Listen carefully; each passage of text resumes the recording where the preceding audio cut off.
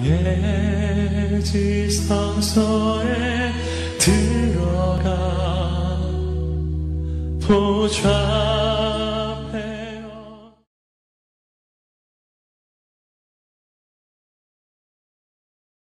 오늘도 이른 새벽 미명에 또 많은 성도들이 이렇게 새벽을 깨우며 주님 품에 나왔습니다. 하루의 첫 시간 하나님과 함께 시작하는 여러분의 인생에 하나님의 놀라우신 은혜와 축복이 가득 흘러 넘치게 될 줄로 믿습니다. 오늘부터 우리가 이 로마서의 이 놀라운 말씀을 우리가 한 장씩 이렇게 통독하면서 나가게 됩니다. 이 로마서는 총 16장으로 이루어져 있어요. 사도행전은 28장까지 이렇게 이루어졌는데 로마서는 16장으로 이루어져 있는데 이 로마서를 읽어보면 로마서는 정말 한 절 한 절이 정말 주옥 같은 그런 생명의 말씀으로 기록이 돼 있어서 우리가 그냥 쭉 읽고 넘어가기에는 좀 부담이 되는 그런 말씀들이 기록이 되어 있는 걸 보게 됩니다. 제가 한번 여러분에게 로마서 강해를 한 적이 있고 한번 기회가 되면 한 번 더 로마서 강해를 다시 한번 해보고 싶은 그런 마음이 들어요. 그래서 한 절 한 절 이 로마서의 깊이 있는 신학적인 의미를 함께 나누고 싶은 그런 마음이 있습니다.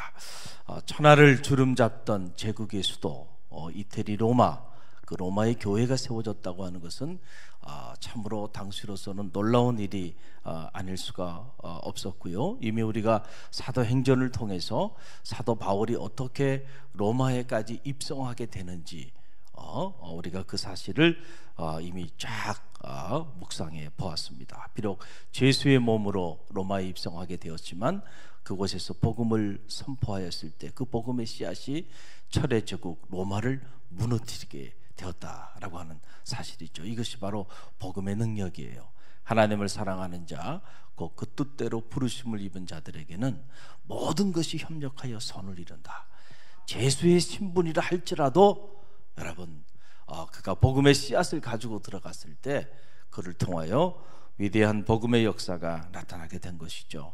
이 로마서의 저자는 물론 사도 바울입니다. 하나님께 사도 바울에게 영감을 주셨고 사도 바울이 하나님의 영감을 받아서 그가 이 말씀을 기록하게 되었는데 사도 바울이 3차 전도 여행 했을 그 당시에 아마도 고린도에 머물면서 이 로마를 생각하고 로마 교회를 향하여 이 서신을 쓴 것으로 대부분의 학자들이 그렇게 내다보고 있습니다. 로마서를 묵상해 보면 왜 하나님이 이 사도 바울이라고 하는 이 사람을 들어서 사용하게 되셨는지 그 이유를 우리가 알 수 있어요. 예수님 주변에도 베드로와 같은 많은 제자들이 있었죠. 그런데 우리가 이미 묵상해서 보듯이 베드로는 수제자로 쓰임받긴 했지만은 그의 쓰임은 대단히 제한적일 수밖에 없었어요. 왜냐하면 그는 학식이 없는 자였습니다. 그러다 보니까 베드로가 수제자였음에도 불구하고 그가 하나님 앞에 쓰임받는 데는 한계가 있었어요. 그러나 사도 바울은 다르죠. 사도 바울은 가말리엘 문화생이었다라고 하는 말은 당시에 솔로몬 다음으로 그렇게 학식이 출중한 그런 지혜의 사람 밑에서 문화생으로 공부를 했으니까 유대 율법과 유대의 전통에 대해 능통했던 그런 사람이었고 또 동시에 헬라 철학과 헬라 문화, 헬라 문명에 대하여 해박한 지식을 가지고 있었던 사람이 누구냐면 바로 사도 바울이에요. 그래서 하나님께서 이 사도 바울을 들어서 이 사람을 당신의 사람으로 사용하는 순간 유대교와 유대인들 중에서도 기독교로 전향하는 사람들이 나오게 되죠. 또 헬라인들, 이방인들이 주님을 영접하기 시작하고 사도 바울을 통하여 이방 선교의 천문을 여는데도 귀하게 그를 하나님께서 사용하시고 그리고 그를 통하여 이렇게 주옥 같은 생명의 말씀들을 기록하게 하셔서 신약 성서의 3분의 2가 사도 바울이 기록한 말씀의 책으로 기록되어 있다고 하는 것은 우리가 이거 도저히 상상할 수 없는 엄청난 그런 역사가 아닐 수가 없습니다.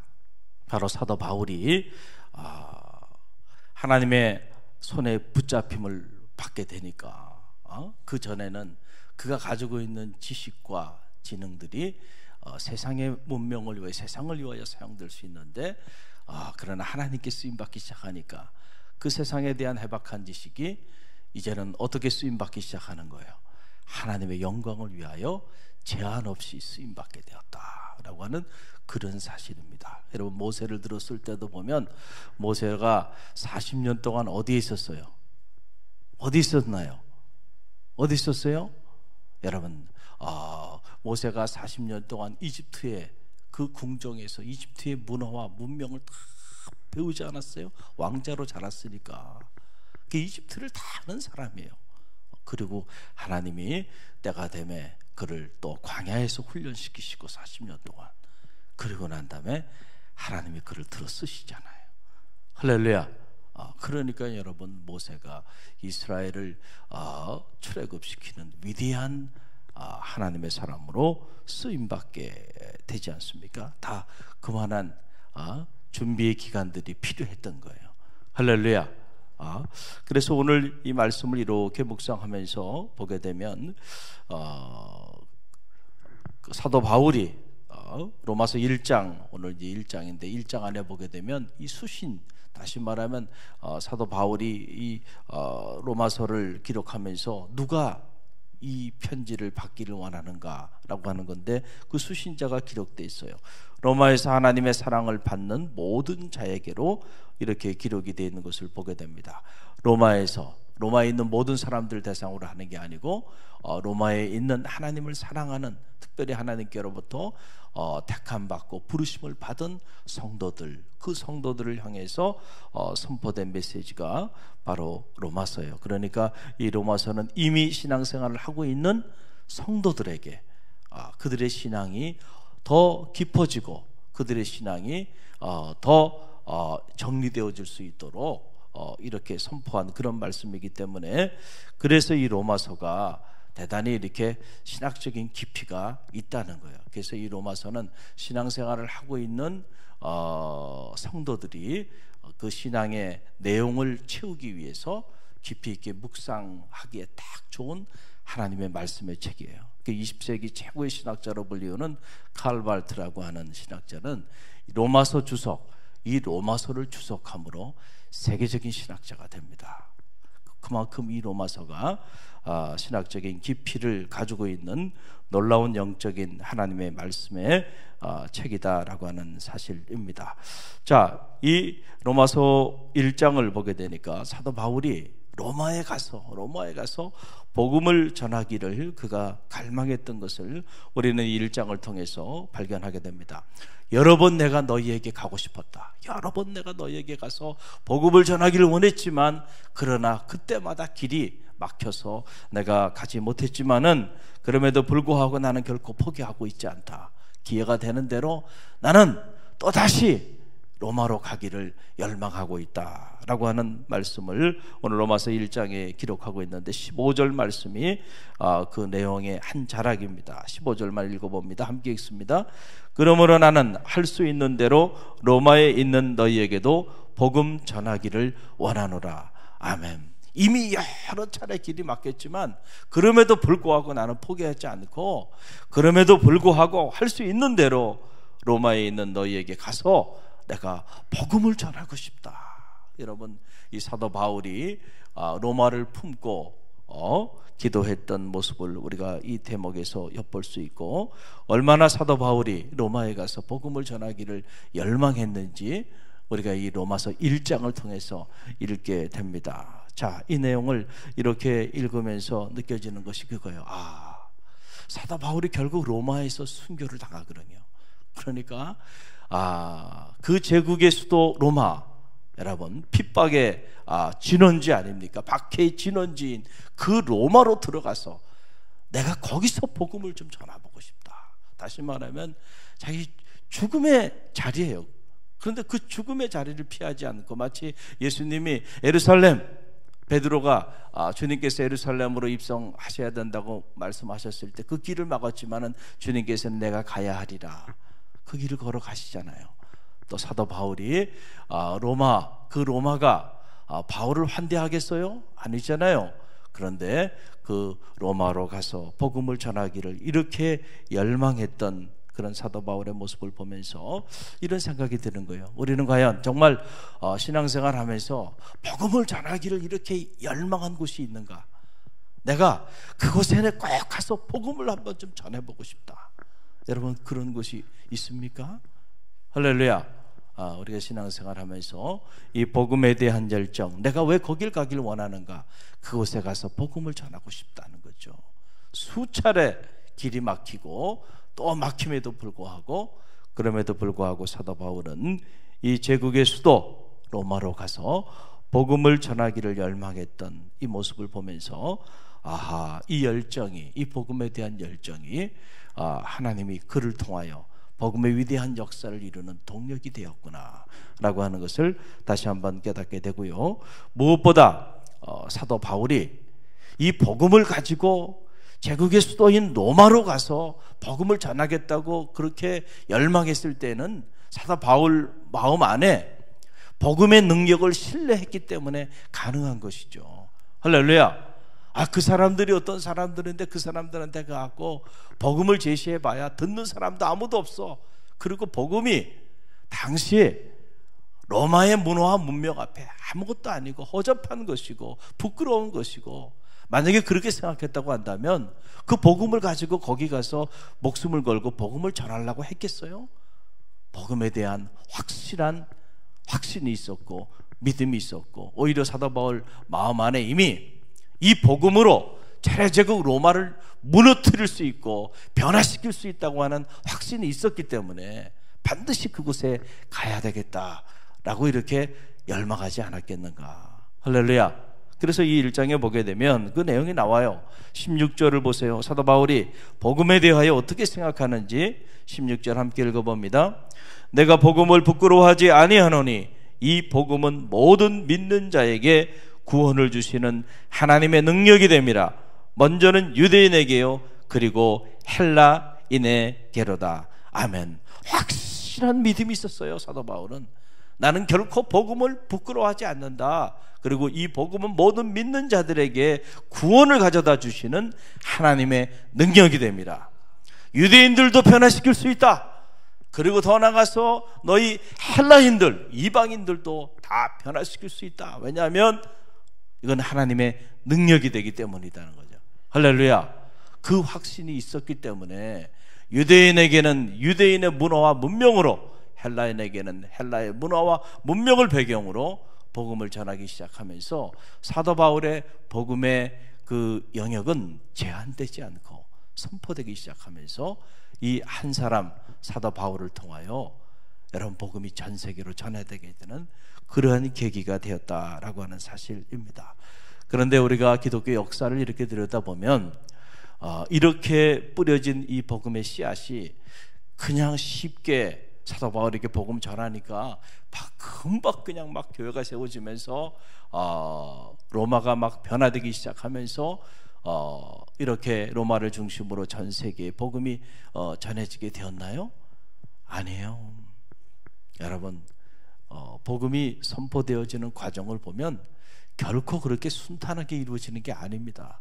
우리가 생각하기에 목사님 전도 할 만큼 했는데요, 이 지역이 안 바뀌네요, 이제 그만했으면 좋겠습니다. 그렇게 말하는 분은 없지만 마음속에 가끔은 그런 생각이 들 때도 있잖아요. 사실이죠. 전도하러 나가고, 그렇죠? 그런데도 우리가 노력하는 거에 비해서는 어때요? 결실이, 노력하는 것만큼 결실이 있어요? 한번 지역전도 나갈 때마다 막 몇 영혼씩 여러분들이 인도에서 온다고 한다면 얼마나 좋아요. 그런데 보면 그래요, 안 그래요? 그렇지 않잖아요. 그런데 놀라운 사실은 뭐냐면요, 우리가 이렇게 계속 복음을 전하는 것을 위하여, 이 선교적인 사명을 위하여 이렇게 몸부림치니까 자진해서 오시는 분들이 있는 거예요. 하나님 선교의 문을 열어주시는 거예요. 할렐루야. 내가 그걸 보면서 그렇구나, 우리가 그런 열망을 가지고 나갈 때 하나님이 우리를 버리지 아니하시고 우리를 쓰시는구나, 사용하시는구나.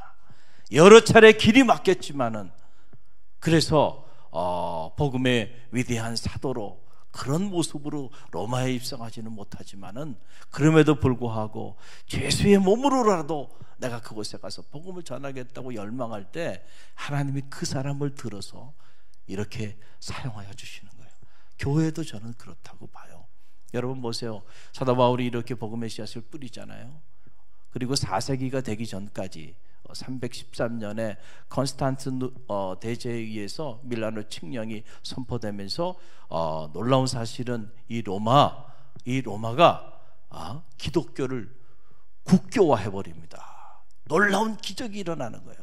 그래서 모든 길은 로마로 통하던 그때에 로마가 기독교를 국교화하고 공인하게 되니까 그 로마를 통하여 전 세계로 복음이 전해지게 되는데, 이런 기적이 일어나기 전에 어떤 과정들이 있었냐면은, 로마가 제국을 통일하기 위해서는 보니까는 뭐가 필요한 거예요. 지금도 북한은 보면 되면 제가 개성을 갔다 와서 보니까는 정말 지도자들이 신이에요, 신. 모든 마을마다 딱 마을 이 중앙에 이렇게 마을이 있으면은 마을 들어가는 입구가 이런 식으로 딱 도로가 가운데 쫙 나 있어요. 그리고 집들이 똑같은 집들이 이렇게 쫙 이렇게 있는데 그 정중앙에 큰 바위에 빨간색으로 위대한 수정에 대해서 신이야, 신. 신격화하고 있는 거예요. 우리가 생각하는 지도자가 아니에요. 거기는 그렇게 돼 있죠. 이 제국을 통일하게 다양한 민족들이 있는데 이 제국을 어떻게 통일할까? 그래서 로마의 신 황제를 신격화해 가지고 그것을 신으로 만들어 버려요. 그래서 로마의 신인 시저, 이 황제를 숭배하지 않는 모든 종교들을 전부 다 박해하기 시작한 거예요. 그래서 기독교인들이 이 박해를 피해서 동굴로 땅속으로 파고 들어가기 시작해요. 이걸 카타콤베라고 말해요. 카타콤베라고 하는 거는 지하 묘다 이런 거예요. 그게 땅속으로 파고 들어가 가지고 땅속에 암석이 있으면 또 그 암석을 파고 굴속으로 숨어 들어가기 시작해 가지고요. 이 대리 로마 전역에 무려 35개나 되는 카타콤이 있고 이 카타콤의 총 길이가 무려 560km나 돼요. 560km. 갈릴리 교회는 놀라지도 않아요. 한번 상상을 해보세요. 로마 전역이 대도시에는 다 카타콤이 있고요. 그리고 그 카타콤 그 동굴 속에서 무려 200~300년 동안 대를 이어서 신앙을 지켜갔다는 거예요. 그리고 그 동굴 속에 예수 그리스도 신의 아들 구세주라고 하는 그 철자가 다 기록돼요. 생각해 보세요. 한 20일 아니에요. 4세기가 될 때까지 2, 3세기를 거치면서 그 엄청난 피해 박해 아주 그냥 기독교인들 씨를 말려버리려고 로마가 당시 가지고 있었던 그 막강한 힘을 가지고요. 그런데 놀라운 사실은요, 그러면 그럴수록요 기독교의 복음의 생명력은요 무섭게 확장되기 시작하고 무섭게 피어나기 시작해서요 결국 지울 수가 없었던 거예요. 그러면 결국은 그렇게 밖에 있던 로마가 여러분 복음 앞에 무릎을 꿇은 겁니다. 그리고 기독교를 여러분 국교로 공인하면서요. 로마가 세계를 지배하고 있던 그때 여러분 로마가 기독교를 국교로 공인하니까 기독교가 한순간에 전 세계로 복음이 전해지게 되는 계기가 되잖아요. 이 복음의 능력입니다. 할렐루야. 우리가 이런 사실을 알고 나면 복음이 얼마나 위대한가, 복음의 능력이 얼마나 위대한가. 목사님 우리 남편은 안 돼요. 그런 얘기 할 때마다 저는 안 돼. 로마도 무너뜨렸어. 안 되긴 뭐가 안 돼. 중요한 건 안 된다고 믿기 때문에 안 되는 거예요. 할렐루야. 사도 바울은 된다고 믿은 거예요. 이 복음은 하나님의 능력이 나타나기 때문에. 그래서 당시 유대인들에게 있어서 예수 그리스도의 복음은 여러분 생각해 보세요. 유대인들이 예수님을 십자가에 못 박고 예수님을 죽였잖아요. 여러분 그 사람들이 변화돼? 헬라인들이 이 로마 이 제국의 사람들이 기독교로 변화가 돼? 이건 상상도 하지 못했던 일이에요. 그러나 사도 바울은 확신한 거 아닙니까? 나는 복음을 결코 부끄러워하지 않는다. 이 복음은 모든 믿는 자들에게 구원을 가져다 주시는 하나님의 능력이 됩니다. 유대인에게요, 헬라인에게로다. 할렐루야. 여러분 사도 바울이 다 이런 배경 속에서 이런 고백을 하게 된 거예요. 그러나 그렇게 고백한 그대로 여러분 유대 공동체를 변화시키고 헬라 공동체를 변화시키는 역사가 나타나게 됐잖아요. 사랑하는 성도 여러분, 오늘도 복음의 능력은 여러분 가운데 자리하고 있습니다. 중요한 것은 이미 여러분이 가지고 있는 이 복음의 능력을 여러분이 신뢰하는 거예요.